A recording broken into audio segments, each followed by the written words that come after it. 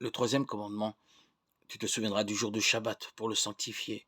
Tu ne feras aucun ouvrage, toi, ni ton fils, ni ta fille, ni ton serviteur, ni ta servante, ni tes bêtes, ni l'étranger qui est dans tes portes. Exode 20, 8, 10. Le Shabbat fait d'abord mémoire du septième jour de la création. L'Écriture dit que Dieu a chômé et repris haleine. Exode 31, 17. C'est en quelque sorte l'autorisation pour tous les hommes d'interrompre leur travail et de reprendre haleine. Même les esclaves avaient le droit de respecter le Shabbat. Celui-ci rappelle aussi l'autre grand signe dont il fait mémoire, la libération d'Israël de la servitude d'Égypte.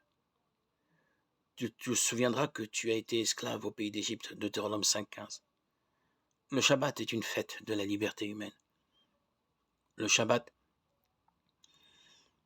on peut souffler. Ce jour-là, il n'y a pas plus dans le monde ni esclave ni maître.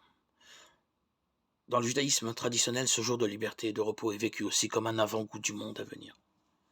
En hébreu, Shabbat, repos, c'est le jour du repos des Juifs. En souvenir du septième jour de la création, de l'exode d'Égypte. Il commence le vendredi soir et finit le samedi soir. Le judaïsme orthodoxe le pratique en respectant une quantité de règles en vue de garder le repos de ce jour.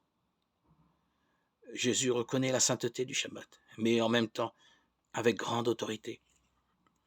Il prend des libertés avec le Shabbat. Il déclare le Shabbat est fait pour l'homme et non l'homme pour le Shabbat. Marc 2, 27. Comme Jésus s'arroge le droit de guérir le jour du Shabbat et de mettre la compassion au centre de la pratique du commandement du Shabbat. Ses contemporains juifs s'interrogent. Ou bien Jésus est le Messie envoyé de Dieu, et alors il est le maître du Shabbat, Marc 2, 28. Ou bien il n'est qu'un simple être humain et son comportement par rapport au Shabbat est un péché contre la loi.